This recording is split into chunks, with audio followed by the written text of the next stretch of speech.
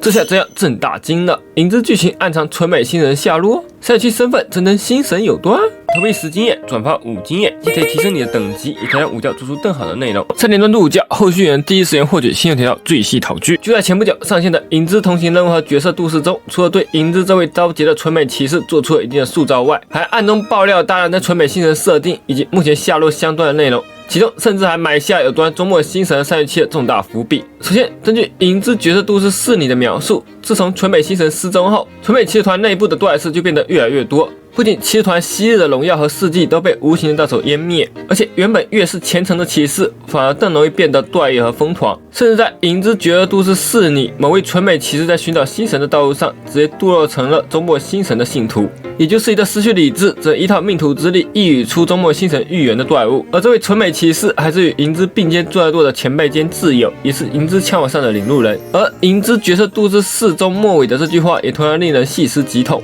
如果纯美新神和周末没有关系，如果影之的挚友成为周末信徒只是一个都立的话，那影之又为什么要担心自己会堕为恶兆呢？同时在太服就推出的铁道千星游记 PV 中，纯美和周末这样的看起来毫不相关的新神也存在着不小的联系。首先，黑天鹅在介绍纯美新神时给的画面是和影之大招场景类似的花瓣、藤蔓以及宫殿，还有一段镜面破碎的动效。而对纯美新神的形容则是收骚加镜中的婴儿。收骚很好理解，大意就是事物的终结。鹰派里但是直截了当的用了万物终结，但除非伊德利拉本名是叫迪达拉，否则的词跟纯美怎么都扯不上关系，反倒跟周末新神的命途理念有着异曲同工之处。此外，这里黑天鹅明明没有提到任何有关周末的事情，但我们把这一段的倍数调低，就能发现黑天鹅在介绍纯美新神到繁育新神之间，居然隐藏着一段只有0点几秒的画面，而这段画面中却赫然显示了周末的名字，还是这诡异的倒写，仿佛是在暗示纯美的消失和周末有着莫大的关系。很多人会认为这几段画面只是为了显示周末新神的神秘，和纯美并无关系，但实际上周末却是这次千星游记中唯一一次出现了2次的新神。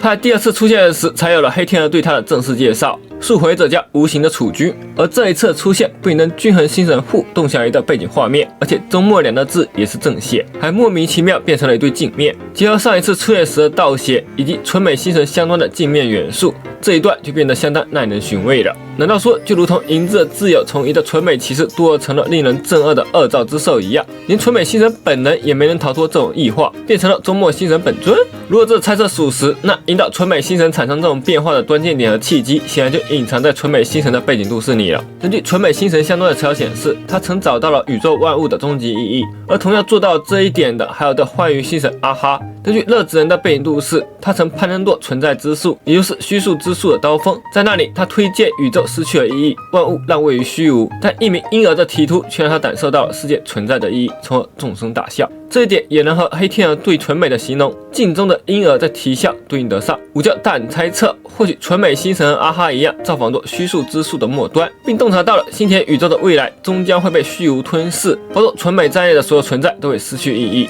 而他作为新神无法接受命途的必定消亡，所以和代表宇宙本身的均衡新神互达成协议，通过自我牺牲并在遥远的未来重生为周末新神，还通过转化曾经的纯美信徒来让他们在这个时间点上传达自己的预言。好家伙，真就成艾伦了啊！这猜测不仅解释了千星游记中纯美的镜面幕后为何会是逆写的周末新神为何出现在均衡新神的背景画面上，而且也能对应上影之都市4中自有的变化，以及黑天鹅对周末新神的描述无形的储君。而这一切都被记忆新神弗里看在眼里，并被黑天鹅等流光溢庭的谜语人们带来传送。但这样一来，从太夫以来就一直流传的3月7是纯美新神的说法，大概率是要流产了。不过沿着上面的思路推测下去，我们的小3月虽然不大可能是新神本尊，但和纯美新神还是有相当多的联系的，甚至有可能就是纯美新神在消逝前用纯美的力量和概念捏出来的化身。首先，3月7一直无意识的自发追求和拍摄美好的事物，而且他的能力6象冰也不是真正的冰块，而是能用来制作成静止的琉璃。此外，根据同行任务中福贤对3月7的推测，他曾经被某位新神抹去了记忆，而记忆新神则为了保护3月7，特意派出了一位流光溢庭的信使来监测他的精神状态。